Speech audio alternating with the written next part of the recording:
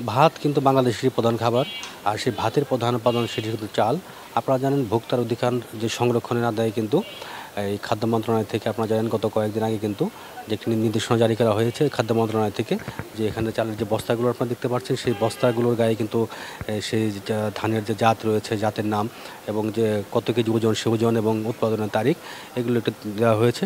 তো আমরা এখানে মানিকগঞ্জের কয়েকটি যে দুধবাজার এলাকায় কয়েকটি বাজার রয়েছে সে বাজারগুলো ঘুরে ঘুরে দেখলাম। তারা কিন্তু সেই মূল্য তালিকা বা যাতে নাম সম্বলিত যে বস্তাগুলো সেগুলো কিন্তু তারা এখনও লাগায় নাই বা তারা সেই নির্দেশ এখনও পায়নি।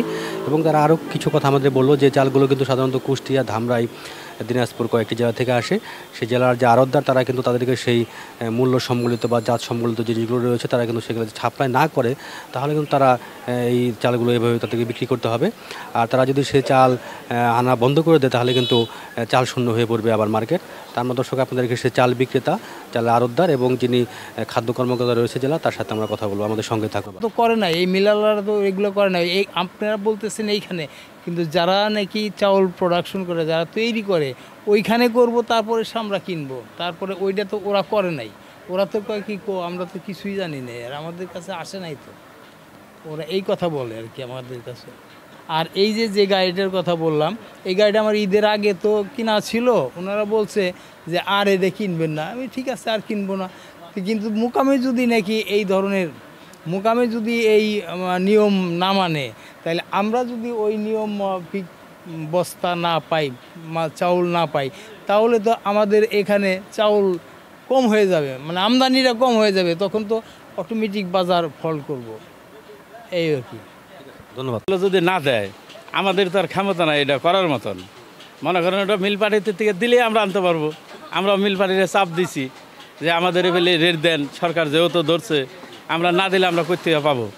আমরা তার এই জিনিসটা পারবো না আমরা রেট দিতে। এই কথাটা আমরা মিল পার্টিরে বলছি। মিল পার্টিরা তো এখনও কোনো করতে আসে না, ওটা কেয়ার করতে আসে না। তারা বলতে আছে যে আমাদেরটা আমরা করব, আপনাদেরটা আপনারা বুঝেন। আপনাদেরটা আপনারা কীভাবে করবেন? সেটাই, আমাদেরটা এখন কীভাবে আমরা করবো আর তারা কীভাবে বলবো এটা তারা এখন আমাদের কোনো শিওর দিতে আসে না। এখন এর লিগে আমরা মালও খরিদ বন্ধ রাখছি, যে দেখি কী করি। এখন খরিদ বন্ধ রাখতে রাখতে তো দেখা যাবে আমাদের গড়ি কালি। এখন তো আপনারা গ্রাহকরা চালও কিনতে পারবেন, চাউলও কিনতে পারবো না। মানে মেন হলো মেল পার্টিদের আপনার ধরতে ওই জায়গা থেকে যেন থেকে চাল তৈরি হয় ওন থেকে আসে নাই না। এই যে কয়েকদিন আগে থেকে এই যে পাবনা বেড়া থেকে আসে, এখন কেউ মনে করে যে দামরাই মিলে থেকে চাইলে আসছে, দুদিন আগে হয়েছে, মনে করেন কেউ এখন তো করে নাই। কবে আসছে? এটাকে পয়লা বৈশাখের আগে আসছে না পরে আসছে? পরে আসছে। পয়লা বৈশাখ থেকে বস্তার গায়ে জাতের নাম, চালের, তারপরে কত কিছু ওজন, মেয়াদের তারিখ এগুলো লেখা থাকতে হবে। কি করা হয় আর কি, সব কিছু দেখা হয় আর কি। বস্তায় দেখতেছি না এগুলো লেখা। এখানে আর কি চাউলটা আর কি আসে এই মুহূর্তে নাই আর কি। আমাদের যা আছে এই পর্যন্ত এই চাউল। সরকার থেকে যে নির্দেশনা দেওয়া হয়েছে, আপনার কি কোনো নির্দেশনা পাইছেন? এটা এই মুহূর্তে আমরা হাতে এসে পৌঁছা নাই আর কি, বা নির্দেশনা পান না এখনো? এরকম পাইনি আর কি। হ্যাঁ, আমি এখন কথা বলবো মানিকগঞ্জ সদর উপজেলার যিনি খাদ্য নিয়ন্ত্রক রয়েছে জনাব মায়াব রহমানের সাথে।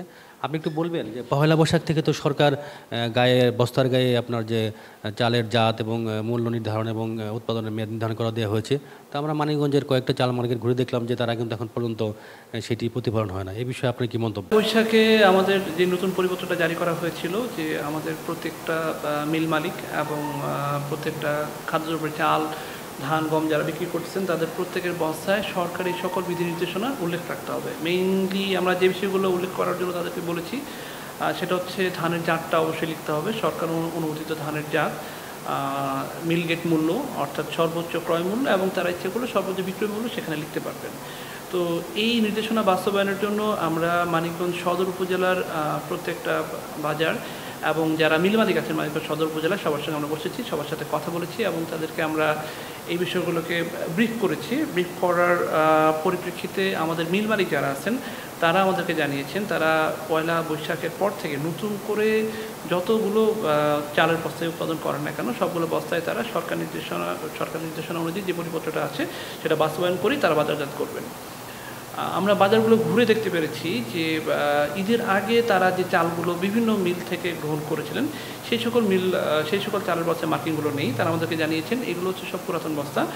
আমরা তাদেরকে পরিষ্কারভাবে নির্দেশনা প্রদান করেছি যে এই পুরাতন বস্তাগুলো যত দ্রুত সম্ভব বিক্রি করে নতুন করে তারা যদি কোনো চালের বস্তা নিয়ে আসেন, অবশ্যই পরিপত্রে যে বিষয়গুলো উল্লেখ করা হয়েছে সেই বিষয়গুলো সহই তাদেরকে চালের বস্তাগুলো গ্রহণ করতে হবেন।